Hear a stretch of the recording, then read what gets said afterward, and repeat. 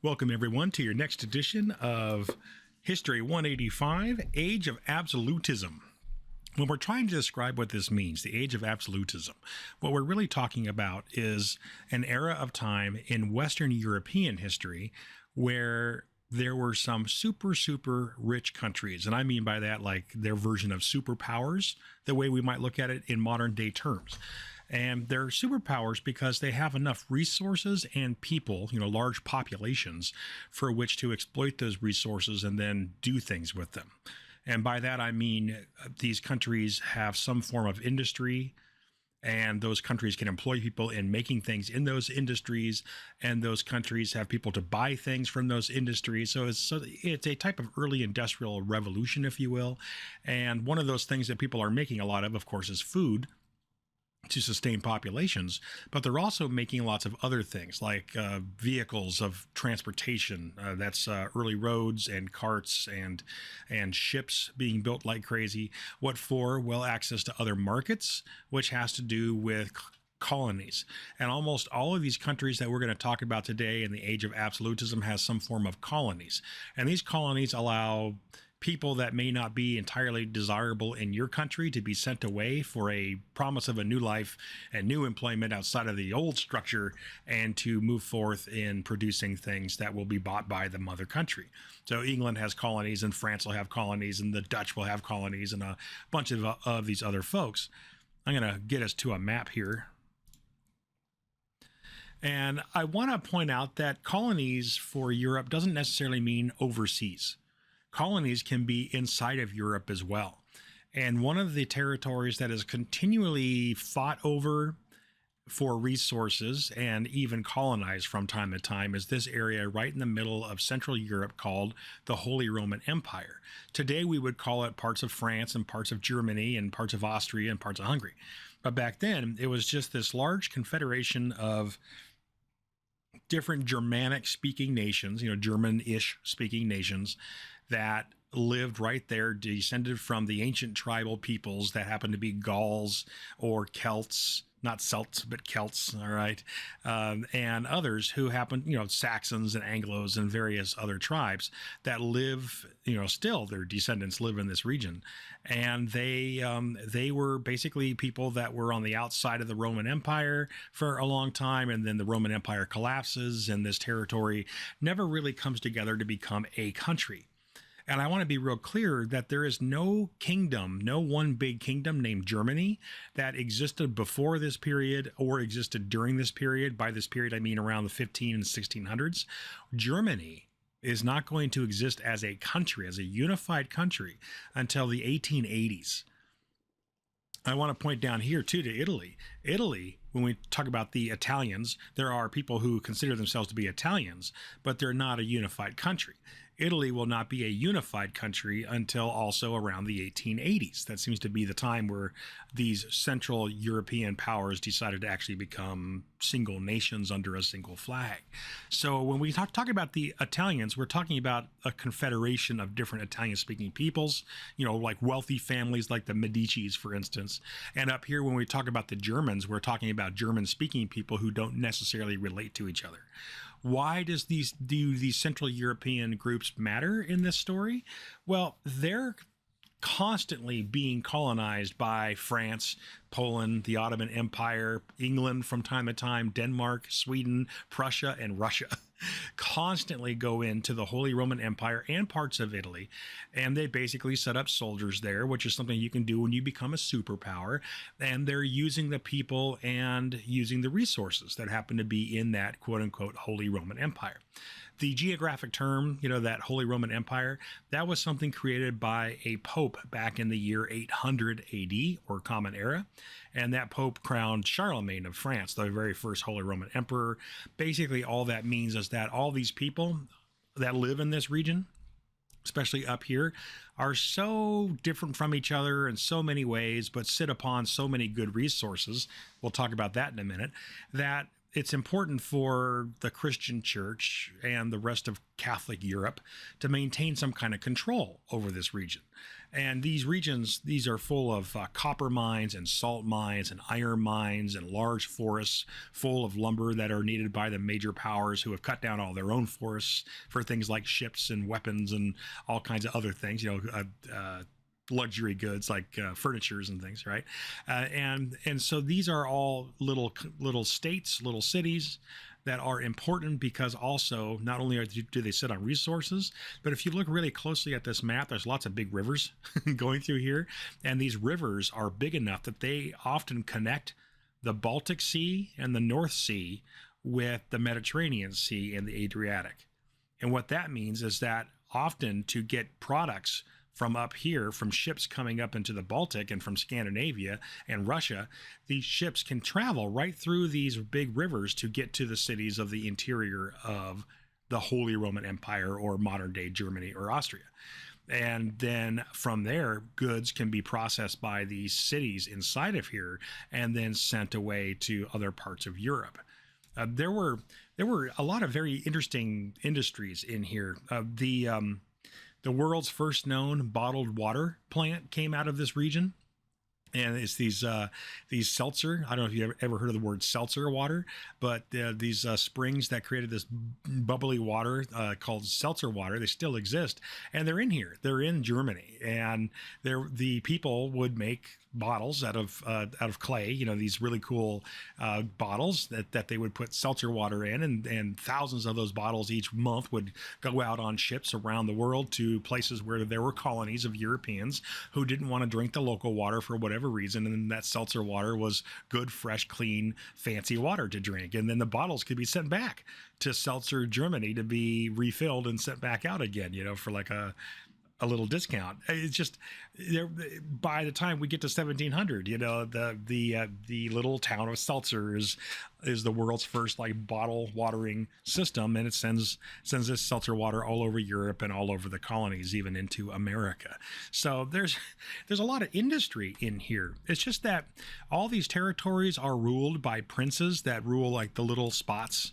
And there's hundreds of princes that rule these little territories that descend from Germanic kings and whatnot, and they don't want to unify. They don't want to be together. They don't want to be part of a country yet. And what that means is that the rest of the Europeans love it, because every now and then France is going to send in an army and take territory here, and they're going to use it for resources.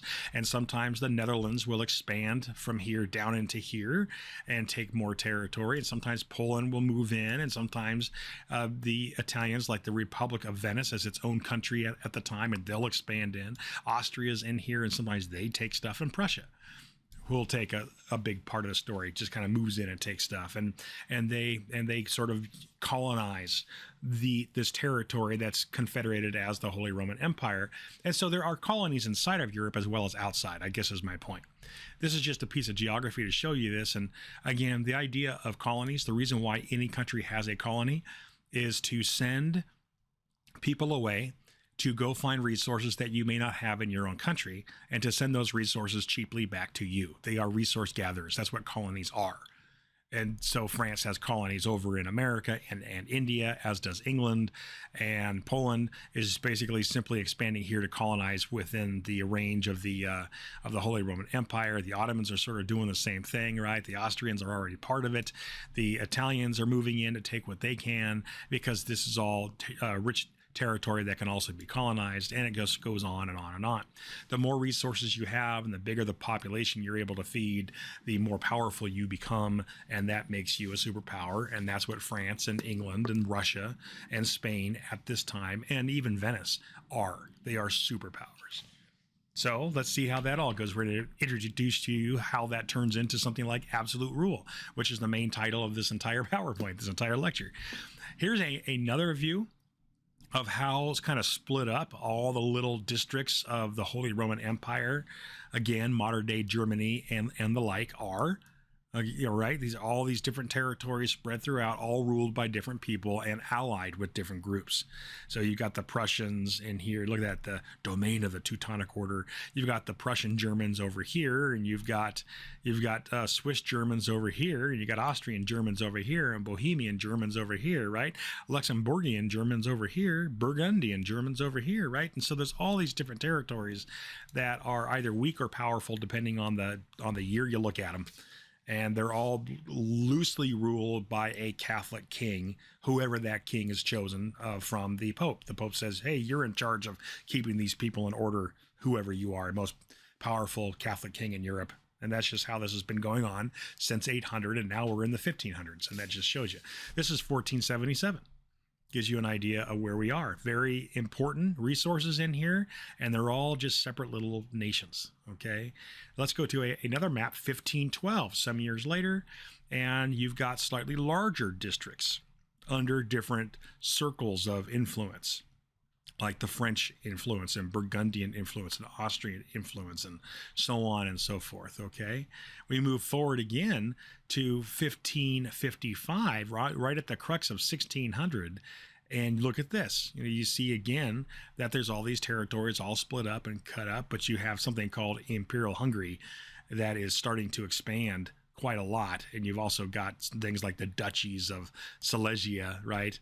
Kingdom of Poland. You see this kind of Kingdom of Bohemia has gained a lot of territory, and Archduchy of Austria. A duchy, by the way, you see a lot of duchies here.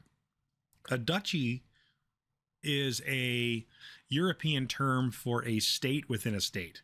So in France for a long time, there was a Duchy of Normandy, and the Duchy of Normandy was basically French, and they paid some taxes to France, to the French king, for peace, but they kind of ruled themselves. And that's true of the Kingdom of Bohemia. It is right there in the middle of all these superpowers that surround it, but it rules itself as long as it plays the game that the other countries want it to play. The Duchies of Silesia, a powerful nation within its own German borders, and it rules itself, and all these other duchies are doing the same thing. But you'll notice that there's even a Swiss confederation, which will one day turn into Switzerland, all sitting right here. And even Venice continues to be its own powerful nation state right here. And then all these guys are all just kind of broken up little towns that try to rule themselves, but are usually invaded by everybody else around them. That's where we are, right? The Germany of 1555. One day, not to bring this up too soon, but it's got to come up at some point in our history class. One day, Hitler is going to rise to power, right, in the 1930s. And Hitler is going to constantly talk to people about post-World War II Germany, because post-World War II Germany is very weak, or post-World War I, I'm so sorry, post-World War I Germany is so weak. And we'll talk about why when we get to that. Hitler is going to look back at this period of time, 1500s, 1470s, and look at a time when there were hundreds of little German countries where all the Germans were separated from each other by alliances with other European powers, and sometimes used against each other by European powers. We'll get to that in a little bit. And basically not a strong nation, just a bunch of German-speaking people who were all separate and didn't necessarily like each other, and constantly being played with by the superpowers for their resources. And Hitler would constantly say, this is the Germany that the rest of Europe wants. They want a Germany that looks like this. And my job is to bring us all together into one nation and move forward as a powerful Germany, which everyone fears. And the people of Germany loved it. They loved the idea. Even if they didn't like Hitler, they loved the idea of a unified Germany that would continue, because it felt like the whole world was against it after World War I. And this is the history of the German peoples that people like Hitler were able to capitalize on to create his Third Reich of horrors, because people really wanted to be unified, even if it was under a despot like that guy. Well, anyway, moving forward. Here's your colonies around the world by the time we get to 1555 and 1600. And you've got Spain and France and England and others that are creating colonies all over the place. The Dutch, right? Dutch East Indies. That's why they exist, because the Dutch colonized. And eventually, these countries are going to have to fight a war against each other to see who's going to really take all. That's just the nature of the way colonizers do things. They create their empires, and then they fight over protecting and also increasing their empire. You guys, when you look at this, these nations that have taken over, here's your little key right here: Spanish, Portuguese, French, Dutch, and British. These nations that have taken all this territory around the world are also fighting over this territory in Central Europe. Okay, it's all resources. And so these nations are the superpowers of their time. And when you become a superpower this powerful, after you emerge from the Middle Ages, go through the Renaissance, and then become a colonizer, an imperial colonizer, you're going to see that the trend is not to create democracies or something. The trend is to create absolute rule. Basically, emperors that have complete and utter power over their people. And that's where we get to really the crux of the story, which is the age of absolutism. Okay, and this is just the age of these European superpowers with their absolute rulers that take absolute rule to places even medieval rulers never took it. All right, to new heights. And we're going to just introduce you to some of these guys and women, actually, that centralized the power of their nations and led their nations to either great wealth or great disaster over time. Now, the idea of rule by divine right, that is the idea that you can basically, if you are the king or queen, you can do whatever you want as long as the church supports you. So you're always really giving money to the church to make sure that, and land to the church to make sure the church supports you. Okay, that's the real rule here, the key. So divine right is the idea that you rule because God says you are in charge. And if you believe that, if you are a monarch that believes that God gives you the right to rule, then you really, and if your people believe that too, then you can do pretty much anything you want. Okay, and governments back in the Middle Ages and the ancient period and even in the modern day constantly try to convince the people of their divine right to rule, that they have some sort of God-given right to be the ones in charge. And you'll hear religious deities even in the United States called in and invoked in speeches all the time, because that's what they're doing. That's the very nature of power, is to convince the people that you have God's, approval. Okay. So these guys were doing it too, just like our guys do it, and just like pharaohs were doing it, and the Mesopotamians were doing it. Okay, so moving on. What are things that absolute monarchs can do? These are all things that, say, if you look in America or Britain, these powers are split up amongst a bunch of different offices that fight each other, the checks and balances system. Well, an absolute monarch can do everything. Okay, so an absolute monarch makes laws. An absolute monarch chooses which taxes to raise or lower, to administer justice. Those are people all hired by the monarch. Okay, control of the state's officials, and to determine foreign policy. In the United States, most of these things are done by Congress and the Senate, by the House and the Senate, whereas the President of the United States basically helps to sort of set the path to steer the ship, but Congress does all these things. And of course, the Department of Justice, which is something that Congress kind of authorizes for its actions. All right, there is never under a despot like this, an absolute ruler, an emperor, a constitution or Bill of Rights until much later. Okay, so we don't see any kind of rights of the people. The rights are those that the emperor decides to give. Okay, so this is the period of time where we're moving into when we get to the 17th century in Europe with superpowers, where the kings are so powerful with all these resources from all these colonies, the big armies and lots of resources, that they can pretty much do anything they want. Okay, here are the people. We're going to talk about some of these folks. Okay, Henry VIII is a famous minor absolute ruler, but he's the one that begins the concept of absolute rule in modern England and sets the path for a lot of changes that England is going to undergo. Catherine the Great over here of Russia is descended from Peter the Great, and he was the one that ruled a little bit before her, so we'll get to her because she is quite the absolute ruler of Russia.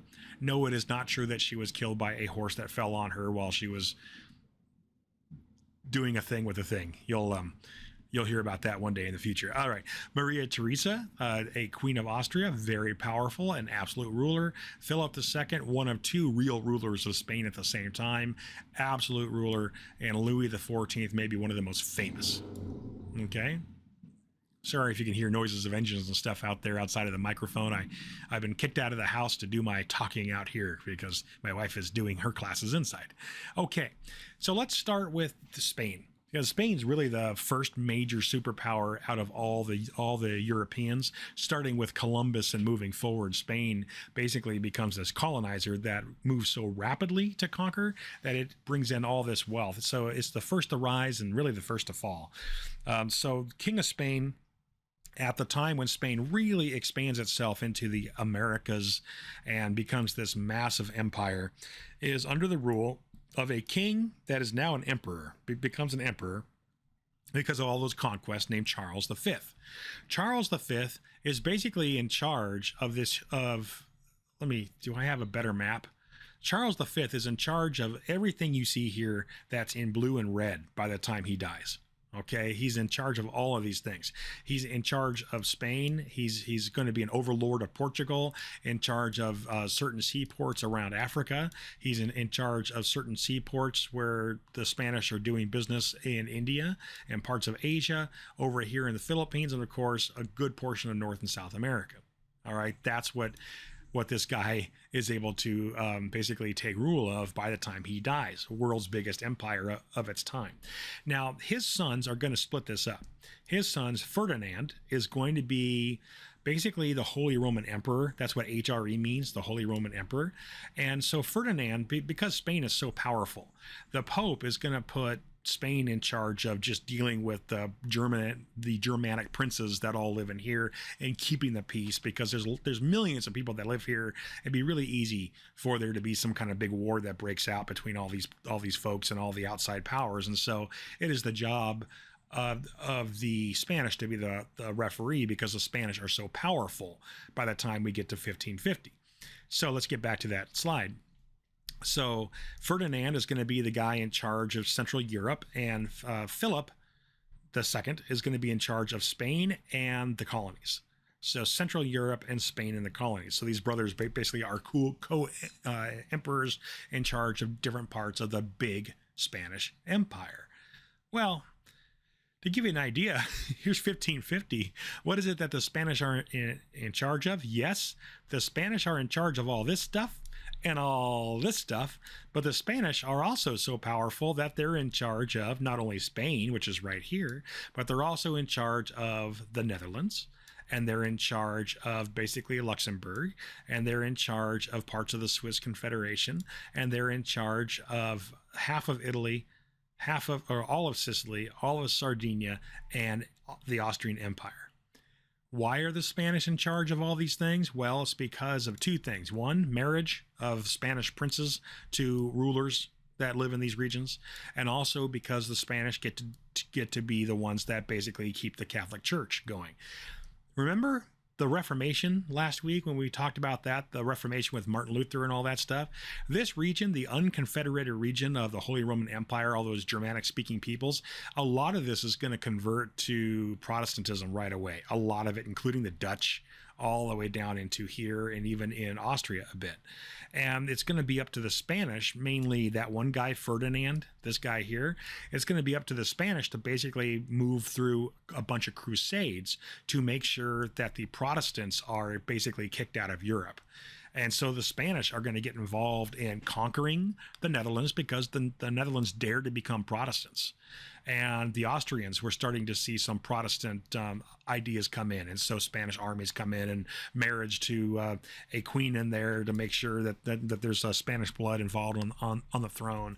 Conquest of Naples to, quote unquote, protect the church, right? Conquest here because these two island nations were basically under war between the Catholics and the Ottomans constantly, so the Spanish just kind of take over, and so the Spanish are moving in all over the place, basically so that they can try to fight against the Protestants, the rising tide of the Reformation, and so that they can essentially rule Central Europe and keep the peace, as a superpower might do in Europe. That's their job, is to basically do this. And so they're a very powerful nation, Spain. Right? They've got the biggest colonial empire, and they've got a good portion of Central Europe under their command. So a little bit about Philip II, that duo of brothers ruling Spain as absolute rulers. All right, 1527 to 1598. Absolute monarch, one of the two brothers who's going to move forward with the Reformation, to try to conquer, to end the Reformation. All right. And is going to be involved in a lot of wars to expand Catholic power. Let me show you what that means. I've shown you this slide a few times now, just the extent of the Catholic Empire under Spain.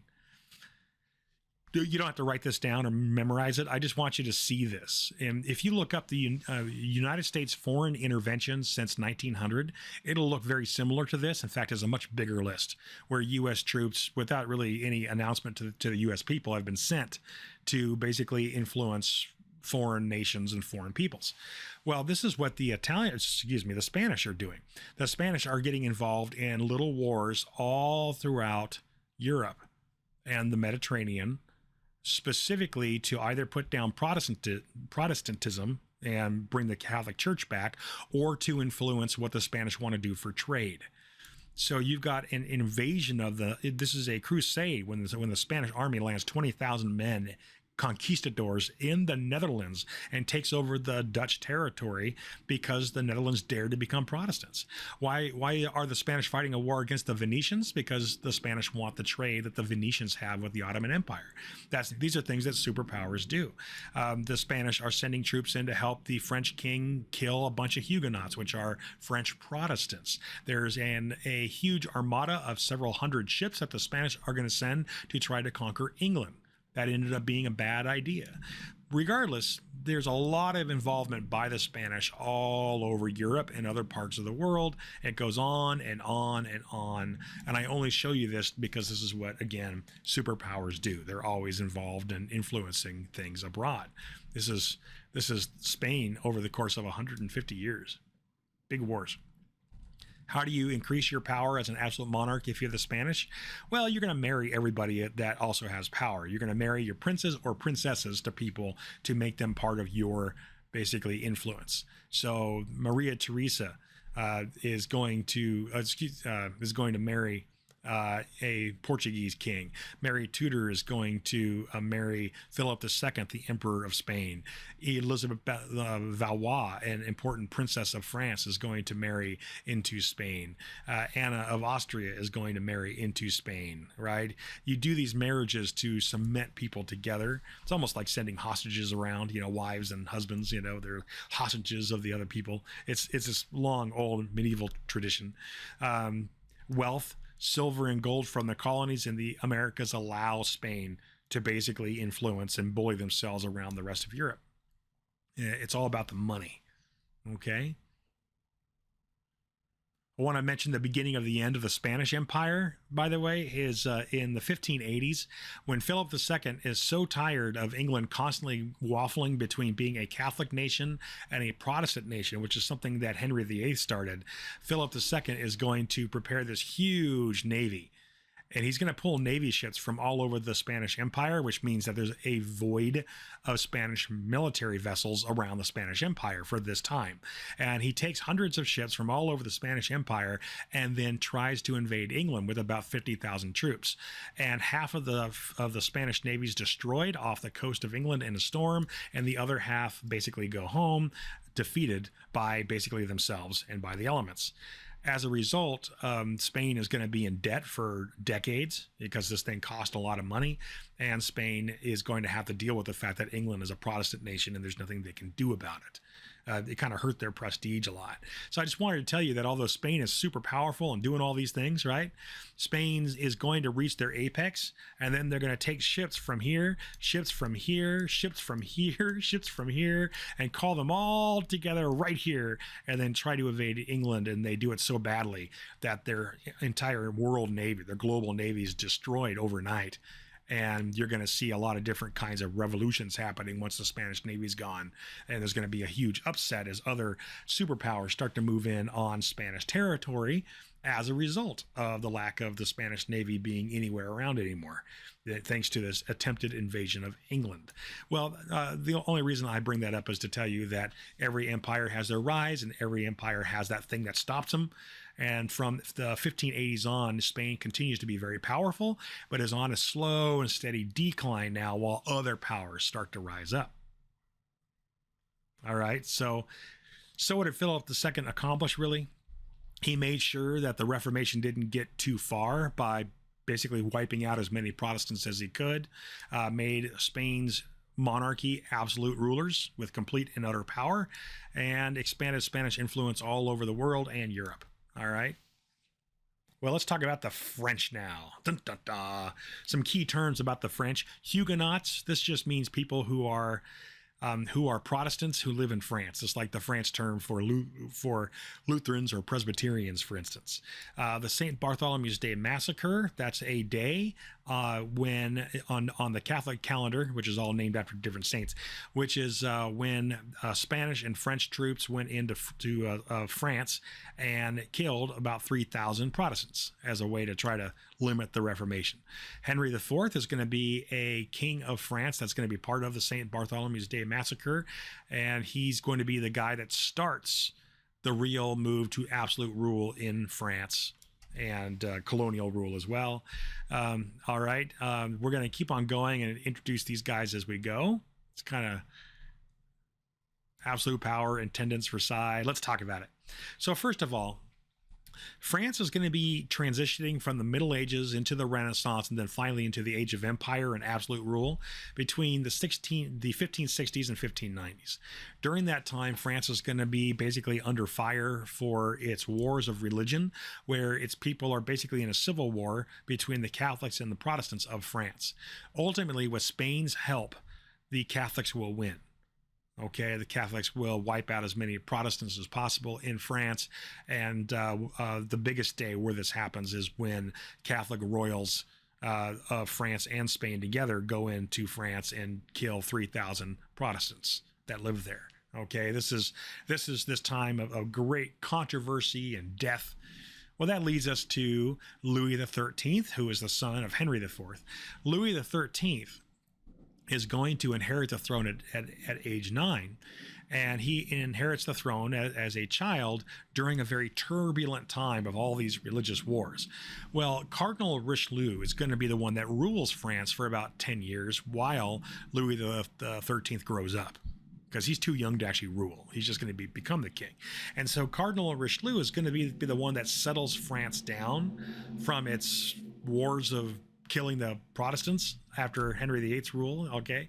And Louis XIII is going to teach Cardinal Richelieu is going to teach Louis XIII how to be an absolute ruler. Because when there's a power vacuum in your country, because you've gone around killing thousands of people and there's utter chaos and confusion, it's possible for a good coordinated ruler to take over complete and utter power. And that's what happens. And so Cardinal Richelieu was an excellent player of the game, and so he teaches Louis XIII to be an excellent player of the game. And the slow but steady attempt to destroy the Huguenots will continue. And pretty soon, by the time that Louis XIII takes over, there are very few Protestants left in Spain. Everybody is Catholic, or they say they are. Which leads us to the son of Louis XIII, a guy named, as you can imagine, Louis XIV.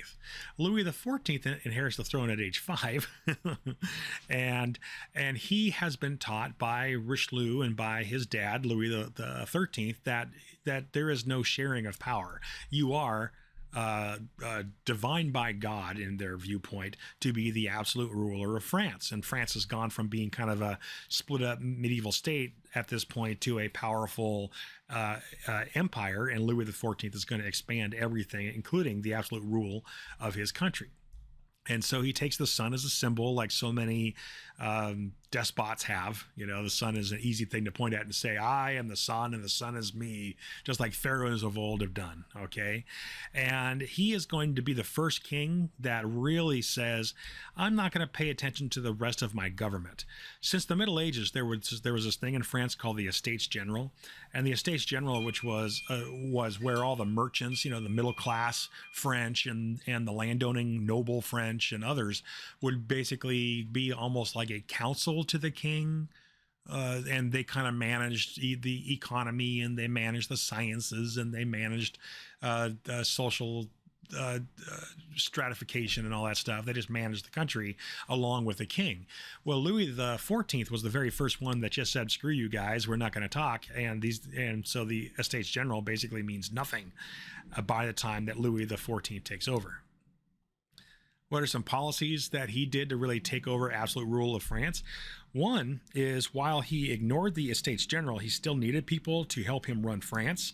So what he does is he basically reaches into the different classes of France and gives people jobs, like directly gives them jobs. So instead of having these guys basically be this council that helps to run France on their own, with some direction from the king, kind of like a Congress of Parliament might in response to the ruler. What he does is he just essentially says, nope, no more Estates General. Instead, I'm simply going to hire people myself to run all the different things in France. And those people that run the things for the king are called the intendants. And they might be royal officials. They might, well, they're all royal officials, I'm sorry, who collect taxes and stuff, but they may be middle class professionals that are part of the king's retinue. They may be nobles. They, in very rare cases, could be peasants, but peasants with skills, okay?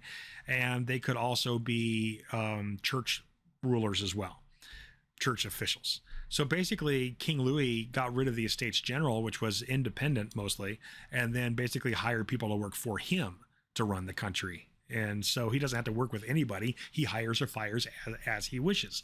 That's the way you start to create an absolute rule situation. And then, of course, the army is going to work for him because he's the one that recruits the soldiers. And if you want to be an officer in the army, if you want to be someone that actually commands soldiers, people like Lafayette, you're going to have to go to the king and have the king actually give you the job. You have to be hired by the king to become an officer. You don't just get to be the officer because you were there longer or something. So under King Louis the 14th, he had absolute loyalty of his soldiers because his soldiers were being run by officers that were put into place by him. And the French army is just going to grow extremely powerful during this period of time with the help of the Spanish, who were their ally. Okay. Versailles. It's also powerful because it's just huge. The French army is just massive. A lot of people live in France. Big pool to draw from. And probably the most important thing that King Louis XIV did to make sure that he had absolute rule of his big country was to centralize all power. He did this by building this giant palace called Versailles. And this is where the king would go. Instead of being in Paris, which was where people were used to the king being, he builds his own palace way outside of Paris. And it's this huge structure with lots of it's beautiful and has lots of places for nobles to play, lots of big parties, lots of money spent there, the whole thing. And the idea was so that the king could kind of manage his own royal city, his own palatial city. And if you wanted something, you had to go meet with the king. And to meet with the king, my gosh, you have to go to Versailles. And it's going to be hard to meet with the king because he's just the one guy. So you may have to live in Versailles. You may have to have an apartment in Versailles and do all the political things that the people of Versailles do. So one day you might have the chance to meet with the king to get what you want. Might take you years of playing the political game here, which means that if you're a noble playing the political game here just so that you can get the view of the king, you're going to have to basically spend your time there, which means you're not screwing around messing with the king's stuff outside. All right. So basically, King Louis XIV is going to spend a ton of money here, and it makes sure that all the nobles have to be there, and that means that the king can watch the nobles. And it's all about getting all the landowners on your side, even if they hate you. And this is how he does it. All right. There's even this ritual that happens just to show you how crazy this gets. Every day when the king wakes up, if you're a noble and you've greased the right wheels, you could become a noble that gets to go into the king's bedroom one morning and hold his wash bin or chamber pot and hand the king his diamond buckled shoes. Why do you get to be a servant? Well, I mean, you're basically there, and while you're handing the king his stuff, you have a chance to basically talk to the king and maybe influence the king to support something that you want. But look at the level that you'd have to stoop to, even as a powerful landowner in France, to just meet with the king. It's this kind of thing. All right. This is an amazing cult of power that King Louis XIV is able to build. All right. Why do all this? Nobles are a threat to the power of any monarchy. So you got to find a way to get the nobles on your side. How do you do it? You basically make sure that they can only have their power if they work directly for you and come and play in your palace, and you can control them that way. Okay. Let's talk about Prussia. I don't know if you've ever heard of Prussia, but it's an extremely important nation and an important culture, and it still exists. The culture, they're in Germany, northwestern, Germany. Prussia, no, northeastern, northeastern Germany. So Prussia is going to have a series of leaders that lead up to this guy named Frederick II. All right. And that's Frederick II. And Frederick II is going to be the one that takes a small Germanic kingdom called Prussia and turn it into a small superpower of its own. Eventually, when there is a Germany in the 1880s, it's because the Prussians make it. Okay. The Prussians are the ones that are going to turn Germany into Germany one day. They're the ones. When you think of the German army, the super powerful, super organized German army in World War I, and the one that was part of the German army in World War II, that's super hard to beat army.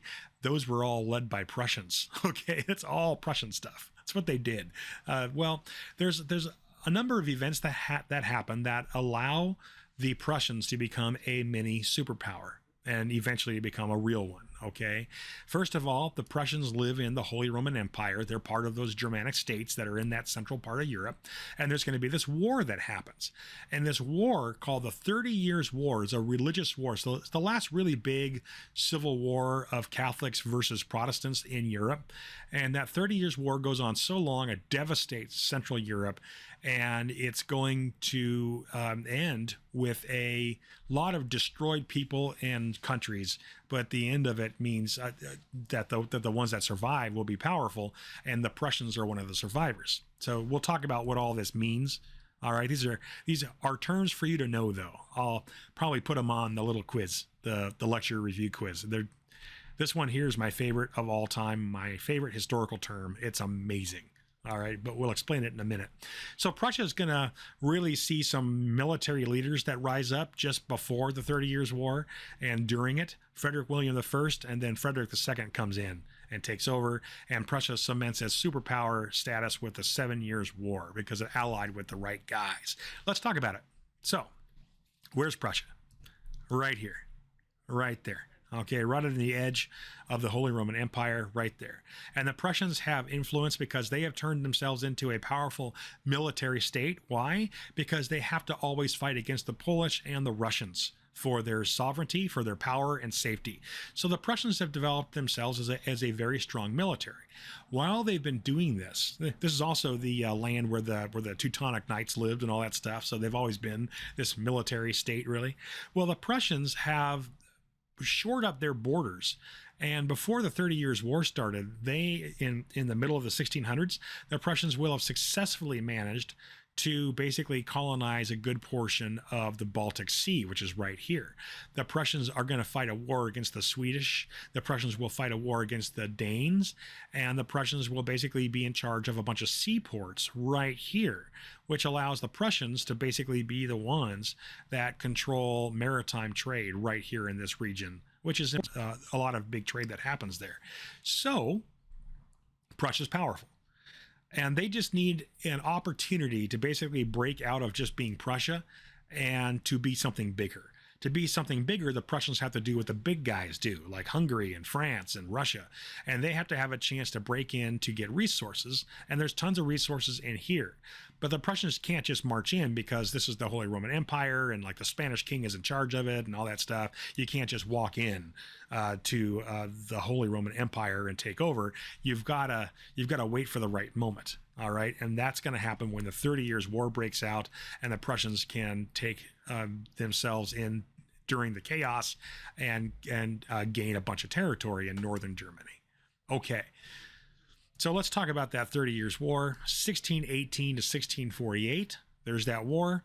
8 million people, at least, probably a lot more, will die as a result of the 30 Years' War. It's a very bloody, terrible war, and all wars of religion are. They always are. It's a ridiculous thing to fight over what version of the same God you pray to, but that's what people do. You're right. Humans are fun things. Okay. So in Bohemia, in the territory of Bohemia, which is right here. All right. Bohemia, great beer in Bohemia. In Bohemia, there is going to be an interesting moment in which Bohemia has the city in it called Prague. And Prague is a very important trading city. Prague is so important and so powerful that it really has its own state status. It's like the state of Prague, if you will. And Prague is in Bohemia, and there's a king in Bohemia. And the name of the king is Ferdinand. And Ferdinand is a Catholic king who has the support of the Austrians and of the French and of the Spanish. And Ferdinand has decided that he wants to become an absolute ruler like the other big guys have. And he's going to basically take over Prague, the Protestant, that's right, the Lutheran city of Prague. Okay, because Prague has become a Lutheran city that's almost independent of the rest of Bohemia. So Ferdinand decides that he's going to send in a couple of Catholic royal officials into Prague and let the Pragians know, let the city officials of Prague know that Ferdinand, the king of Bohemia, is going to be absorbing Prague and canceling Protestantism in Prague.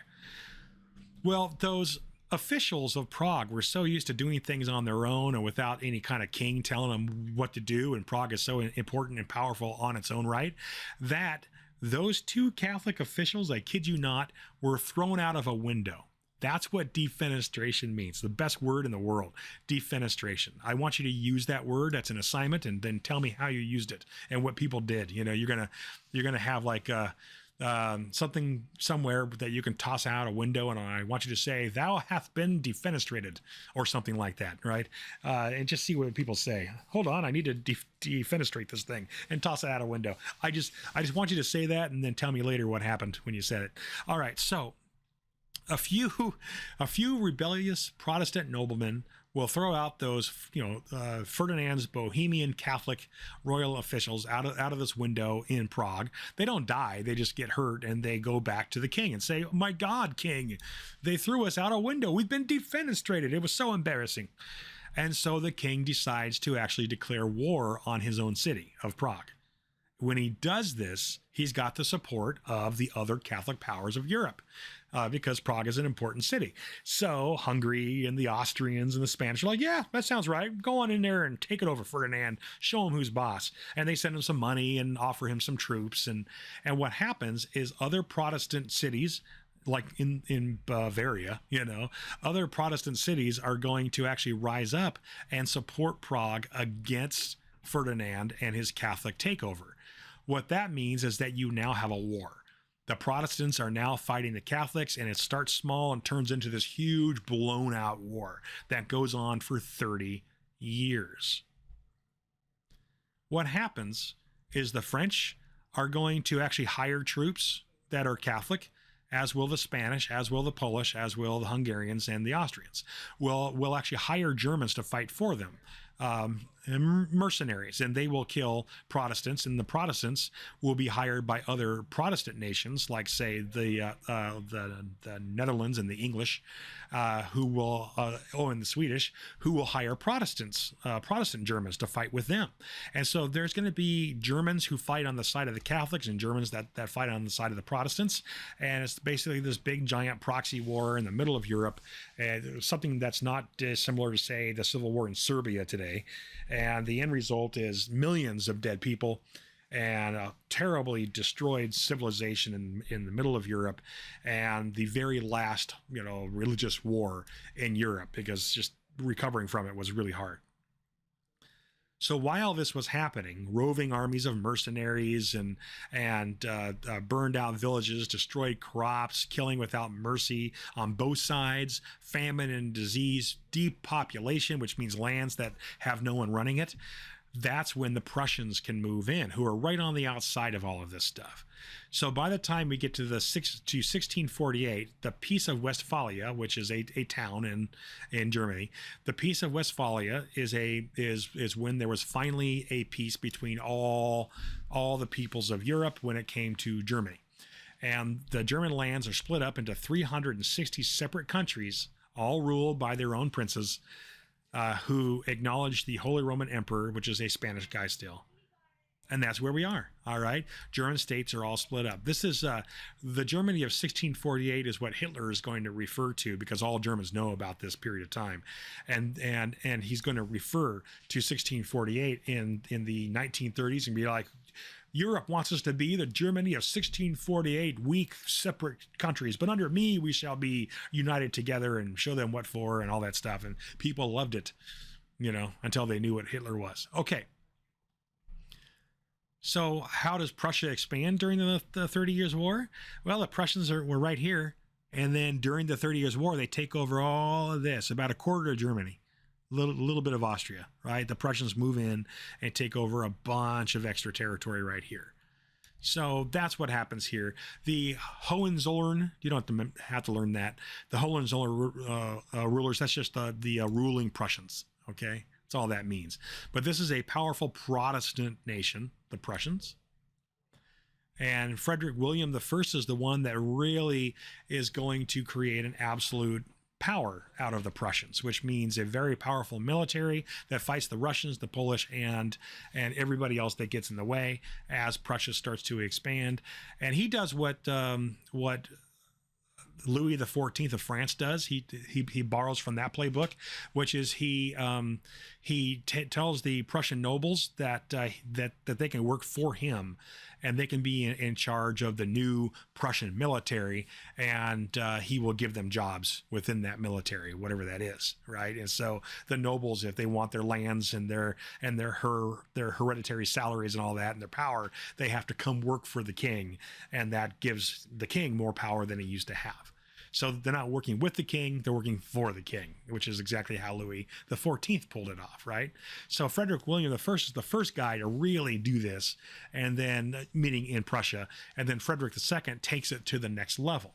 Frederick II is the one that's going to borrow from his dad. He's going to create this really even stronger army, Prussian army, and then he's going to start invading a bunch of stuff during the aftermath of the war. So about 100 years after the end of the 30 Years' War is when Frederick II really moves forward. And Frederick II, he's going to seize a bunch of territory in Germany, and he's going to weaken the Austrians who weren't ready for him, and he's going to take over about 1/3 of Germany by the time this is all over.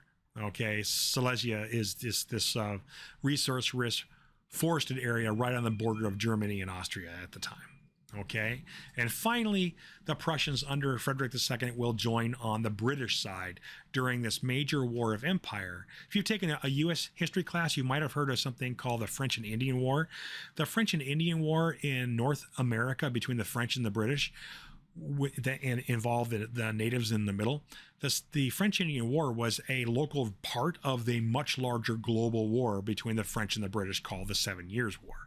And the Prussians joined the British side in this. So when the British won, spoiler alert, the 7 Years' War, which gave the British a huge colonial empire throughout the world because they took all of France's territories throughout the world, what ends up happening is that the Prussians are part of that victory. So the Prussians and the British together become this kind of like new superpower. All right. These are the people that fought in the 7 Years' War: Austria, Prussia, France, Britain, and Russia. And the winners were the British and the Prussians. Okay, so that's the deal, is that the Prussians become this new powerful nation, and at some point the Prussians are going to become the guys that convince the rest of all those little 360 German states to become a German nation. In the 1880s is when that happens, 100 years after Frederick II.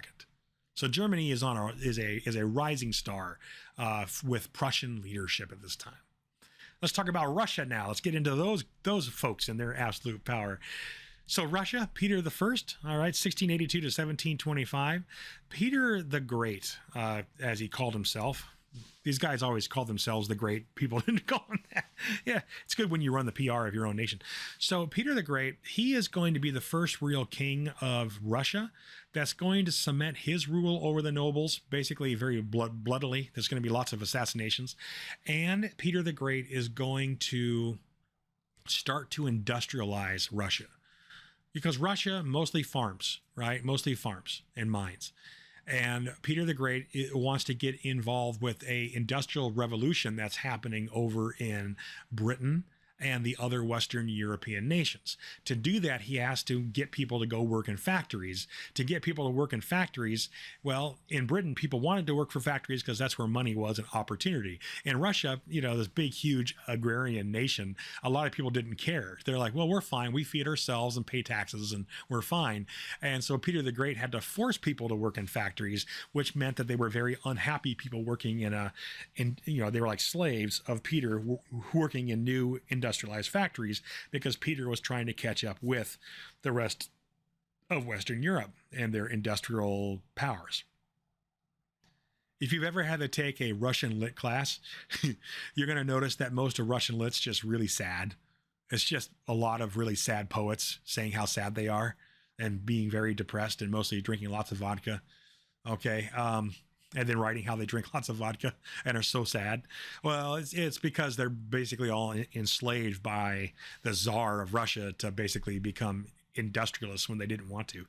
So Peter the Great, he's going to expand Russia in a way that allows Russia to become more than just a small kingdom over in the east, and it becomes a much larger European player. The game board is being set for World War I one day at this moment. Okay, so prior to the 1900s, if you were a Russian king, you were called Caesar, which in Russian is Tsar. So one thing that Peter the Great does is he starts to adopt Western ideas of colonizing technology and culture. Okay, now again, people were moving gradually that way over in Western Europe and the West for a long time, which means that people had already accepted it. People in Russia had not accepted this stuff, Western ideas and culture. So Peter the Great is going to force people to do it. And then the poets of all those people and the journalists will all write books and poems about how unhappy they are by being forced to do something that they don't want to do. And then some people take classes about that because they want to feel sad Russian feelings of slavery. I don't know, whatever. Okay, so probably have to cut that out. Anyway, autocratic, all right, ruling with unlimited authority. That's something that Russian rulers get to do. Even Putin is doing that in Russia for the most part. The Russians are used to complete and absolute power. Warm water ports. All right, warm water ports. The Russians need warm water ports. Russian seaports are over there way in the east, and it's freezing all the time. It's just cold way up there, right? So if Russia wants to be part of the global trading system, it needs to find some warm water ports somewhere. And so this is something that Peter the Great has to do. St. Petersburg is going to be a city that Peter the Great founds.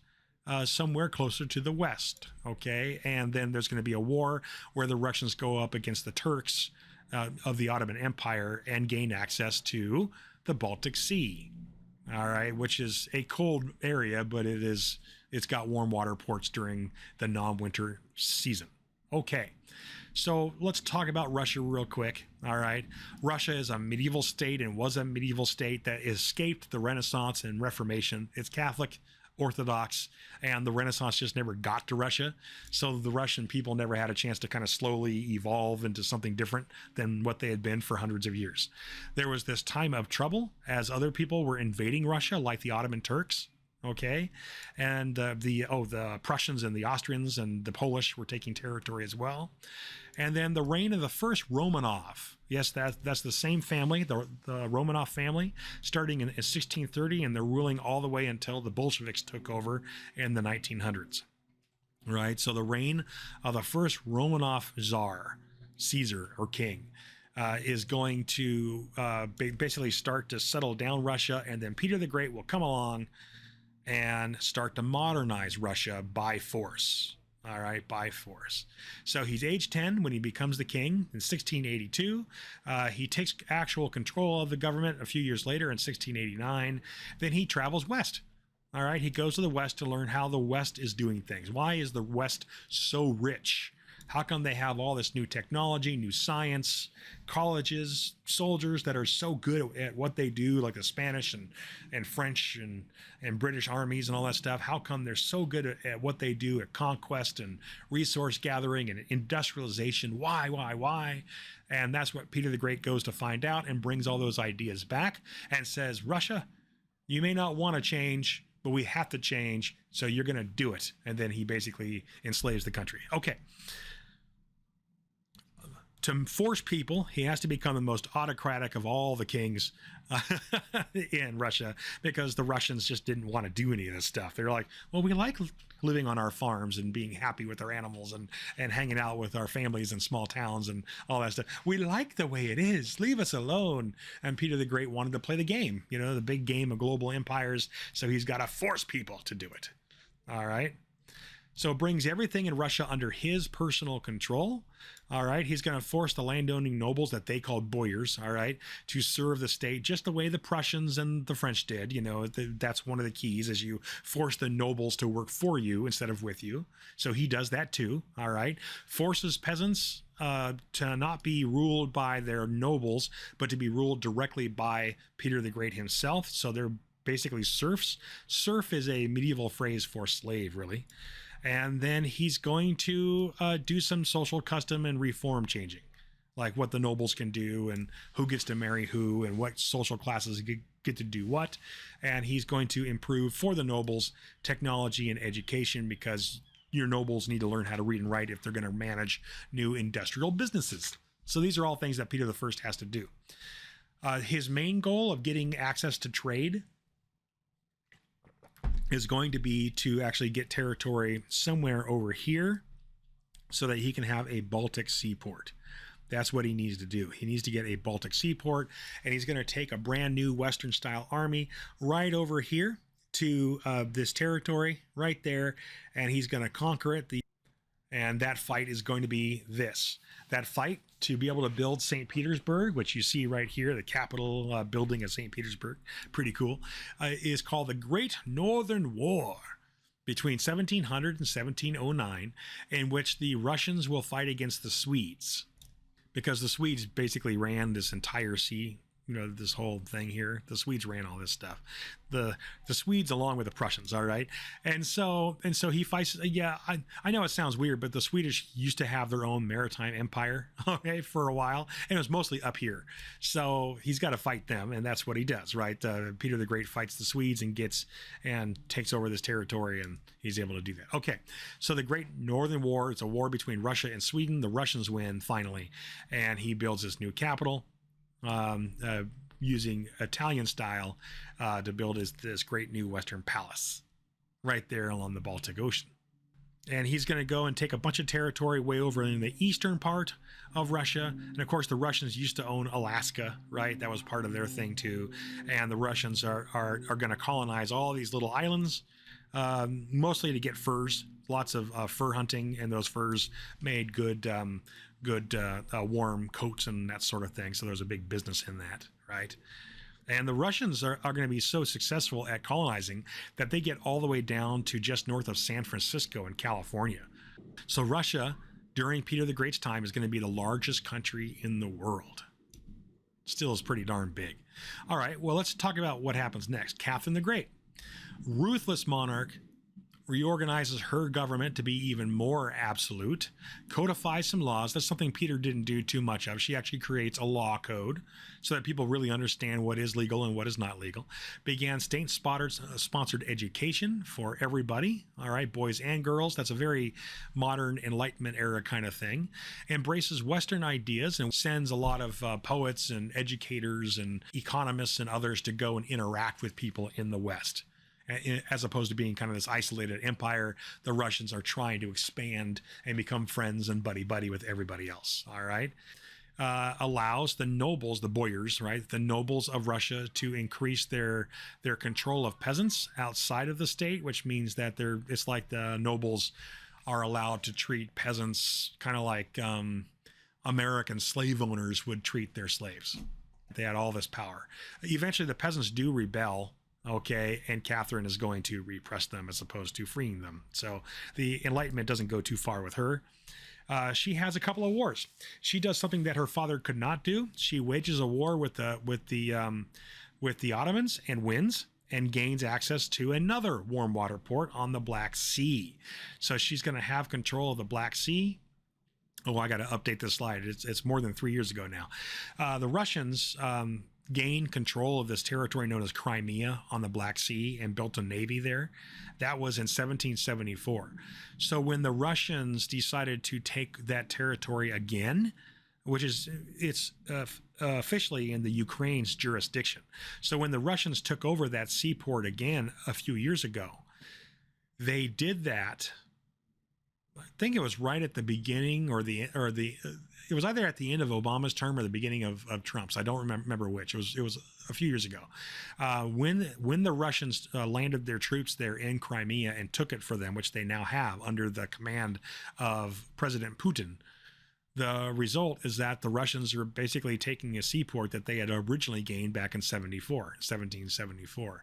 So it's natural. If you want to really try to predict what's going to happen in the world between major countries, just look at where those countries used to have power and don't anymore, and just know that those countries want to get power in those areas again one day. Whatever it's going to take, they're going to try to get it again. Okay, so you just have to be ready for that, right? Okay, so moving forward. There's now two warm water ports. Peter the Great got a hold of Petersburg and built that from the Swedes. And then, of course, the Ottoman Empire is going to be pushed back by Catherine the Great, who is going to build a seaport in Crimea along the Black Sea to cement absolute power by taking the power away from Parliament and creating himself as an absolute monarch. He wants to be one of the big boys. He wants to be like Peter the Great, or like the Spanish Empire's rulers, or like Louis the 14th. He wants to be part of that club. And so Charles I is trying his best to weaken the power of Parliament so that he can have complete and utter control. Eventually, Parliament rebels. And this is a crazy thing, but Parliament rebels, meaning it's kind of like if the president of the United States tried to take over absolute rule and become an emperor, and Congress decides to go to war against the president. And so you have a civil war between the side that supports a president being an absolute ruler and the side that supports Congress being the main function of government. And so that's what happens in England. James I is the king that comes right after Queen Elizabeth. James I is the first Stuart king, Stuart dynasty. He's important because he helps to expand English colonies like Jamestown in America and other places. All right, he is a huge proponent of the expansion of England beyond the island and creating an empire. Okay, and that's what he does. James I. Charles I is his son. Charles I ends up being a king that wants absolute rule, like the other powerful rulers of the major powers of Europe. James I was really good at having absolute power because he never took power from Parliament, but he knew how to use Parliament. He was a good politician.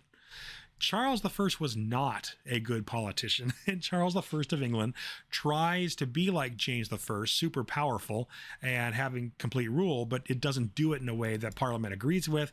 And so Charles I mostly throws tantrums about being, he has the divine right of kings and he should be like all the other empires. And so here's some of the ways that we get to this idiot, Charles I. 1629 to 1640, Charles I tries to actually get rid of Parliament. Imagine a president trying to get rid of Congress. All right. Charles tried to arrest Parliament's leaders. Imagine a president trying to arrest members of Congress. Same thing. And finally, there was a big riot that started. Boy, that sounds familiar. A mob of people in the Capitol. And finally, Charles I is going to be captured and beheaded by the leader of Parliament's army, a guy named Oliver Cromwell. All right, so here's the parliamentary army, very modern army, modern armor, very almost Spanish style, really. And they are going to be all the people that basically want a free England. House of Commons, that's Parliament, and the Puritans and the merchants and the townspeople and urban dwellers in cities.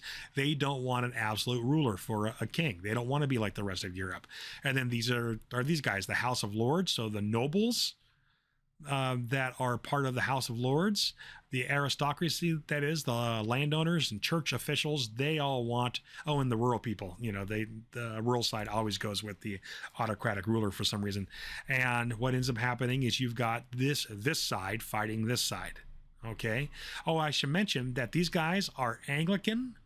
And these guys, meaning the Church of England, that's their religion. And these guys are largely Puritan, which is a different version of Protestantism that rose and gained power in England over time. Some of those Puritans leave and they're going to found a place called New England one day. You may have heard of that. So basically you've got the Anglican nobles versus everybody else, the Puritan tradespeople and middle class. All right. So Charles I loses because Parliament simply had its act together, and Cromwell and the Puritans will bring Charles to trial, and they cut his head off, which is not a very common thing to have happen. So that means that Parliament, meaning kind of like our version of Congress, is now in charge of England. And what they usually would do is they would just simply pick a new king and do the whole thing. They never did. Parliament never does. And so Oliver Cromwell he was the one that was picked by Parliament to lead the army against the king, the army of the people. Oliver Cromwell, Lord Protector, is what his title is going to be. And he's going to rule England from 1654 to 1660. That's not a long time, but this is a period of time in which Oliver Cromwell is going to do a lot with his army that he's created of these Roundheads. These guys, very modern army, guns and everything. All right, and what they do is several things. One, they solidify Puritan control of England, and under Cromwell, there's an invasion of Ireland where a lot of Irish kind of rebels against English rule are killed. Cromwell, if you go into Ireland and mention the name Cromwell, trust me, people will get very mad at you, like violently mad.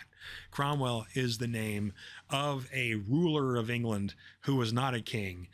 He was just a powerful military warlord, really, and everybody was afraid of him, okay, because no one could beat him. And so finally, when he dies, Parliament is going to kind of breathe a sigh of relief, and they're going to bring in the son of the murdered king. And so Charles I has a son that's been hiding in France, and so that guy will be named Charles II. Charles II is going to be called back in after Cromwell dies, and Charles II is going to be saying, hey, Charles, if you agree to rule not like a absolute monarch like the rest of Europe has, but like a person that shares power with Parliament, you can come back and restore the Stuart dynasty over England, and we will work with you. And Charles II comes back, and so the royalists are back in power again, and they dig up the corpse of Cromwell, put him on trial, hang him, draw and quarter him, and then basically treat him like a traitor. That was a condition of the young Charles II, the son of the murdered king, to come back into power. He had to have a trial, Lord Cromwell, but Cromwell was dead, but they had the trial anyway because, England. Okay. So Charles II, 1660 to 1685, he is in charge of England, and, he basically doesn't get too out of shape. He tries to rule like an absolute monarch, but he never pushes it because his dad tried that, and his dad is dead, right? His dad got his head cut off. So Charles II never went too far. Young James II, the son of Charles II, is about to take over power. James II is known to be a person who really, really, really, really want to basically try to fight again to turn England back into an absolute empire under the control of the king.